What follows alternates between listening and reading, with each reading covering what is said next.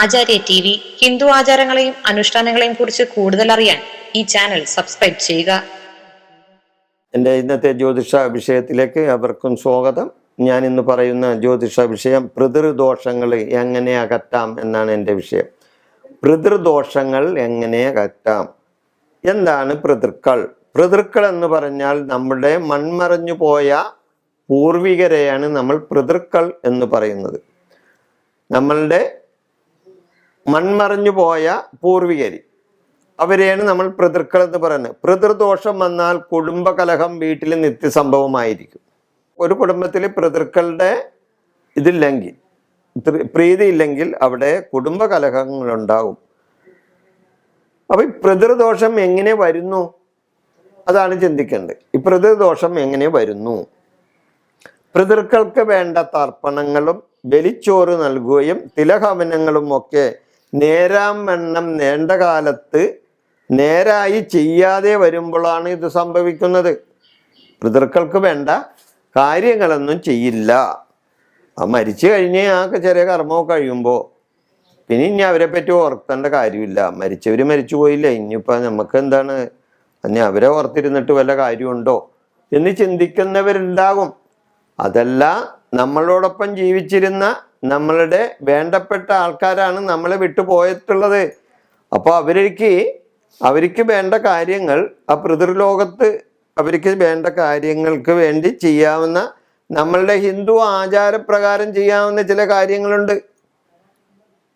ആ കാര്യങ്ങൾ നമ്മൾ ചെയ്യണം. ചെയ്യാതിരിക്കുമ്പോൾ അത് പൂർവികർ നമ്മൾക്ക്, അത് നമ്മളുടെ ആചാര്യങ്ങൾ നമ്മൾക്ക് പറഞ്ഞ് മനസ്സിലാക്കി തന്നിട്ടുണ്ട്. നമ്മുടെ പൂർവികർ, ഇന്നത്തെ തലമുറ അത് പല വിധത്തിൽ അന്ധവിശ്വാസമായിട്ടൊക്കെ കണ്ടുകൊണ്ട് ഇതൊന്നും ആചരിക്കാതെ വരുന്നുണ്ട്. അങ്ങനെ വരുമ്പോഴാണ് ഓരോ കുടുംബത്തിലും ഈ അന്ധചിത്രങ്ങളും കുടുംബകലഹങ്ങളും പിതൃദോഷങ്ങൾ കൊണ്ട് വന്നു ചേരും. ഇത് അന്ധവിശ്വാസം പറയുന്നതല്ല, എല്ലാ കാര്യം ഉള്ളതുപോലെ പറയുന്നതാണ്. അല്ലാതെ ഒരാളെ ദ്രോഹിക്കാൻ വേണ്ടി പറയുന്നതോ അല്ലെങ്കിൽ ഒരാളെ അന്ധവിശ്വാസത്തിലേക്ക് കടത്തിവിടാൻ വേണ്ടി പറയുന്ന കാര്യമൊന്നുമല്ല. ഇത് ദൈവികമായി നമ്മുടെ ആചാര്യന്മാർ പണ്ട് മുതൽ പറഞ്ഞിട്ടുള്ള കാര്യമാണ്. അതാണ് ഞാനിവിടെ സൂചിപ്പിച്ചത്. അപ്പൊ ഇങ്ങനെ വരുമ്പോൾ മരിച്ചവരുടെ പേരിലും മരിച്ച നക്ഷത്രത്തിലും എന്താ ചെയ്യേണ്ടത്? തിലഹവനം ചെയ്യണം. മരിച്ചവർക്ക് വേണ്ടി നമ്മൾ തിലഹവനം ചെയ്യണം. അതുകൂടാതെ 12 കർത്തവാവിന് പിതൃക്കൾക്കായി ബലിതർപ്പണം ചെയ്യണം. 12 കർത്തവാവിന് പിതൃക്കൾക്ക് പിതൃതർപ്പണം ചെയ്യണം. മരിച്ചവരുടെ പേരിലും നാളിലും തിലഹവനവും നടത്തണം. മരിച്ചവരുടെ ആത്മാക്കൾക്ക് നിത്യശാന്തിക്കായി പ്രാർത്ഥിക്കണം. ഒരു ദിവസം അവർക്ക് വേണ്ടി നമ്മൾ മാറ്റിവെക്കണം, ഇല്ലേ? അത് എല്ലാ മതത്തിലുണ്ട്. ഇപ്പൊ ഈ ക്രിസ്ത്യാനികൾക്കാണെങ്കിൽ ആത്മാക്കളുടെ ദിവസം എന്നും പറഞ്ഞ ഒരു ദിവസമുണ്ട്, ഇല്ലേ? അതുപോലെ തന്നെ മറ്റേ മുസ്ലിം സമുദായത്തിനാണെങ്കിലും.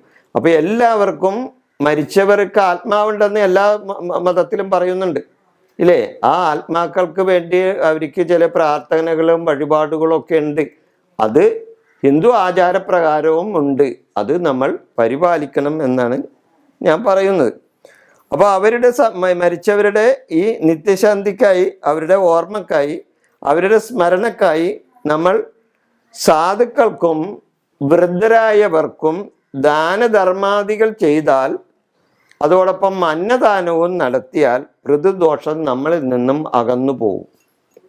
അപ്പൊ മരിച്ചവർക്ക് പ്രീതികരമായി അവർക്കുള്ള നമ്മുടെ ഹിന്ദു ആചാരപ്രകാരം ചെയ്യേണ്ട കാര്യങ്ങൾ ചെയ്യുകയും അതോടൊപ്പം അവരുടെ സ്മരണ നിലനിർത്താൻ വേണ്ടി വൃദ്ധരായവർക്കും രോഗികൾക്കും അതേപോലെ തന്നെ സാധുക്കൾക്കും ദാനധർമ്മങ്ങളും അന്നദാനങ്ങളും ചെയ്താൽ തീർച്ചയായിട്ടും ആ പിതൃക്കളുടെ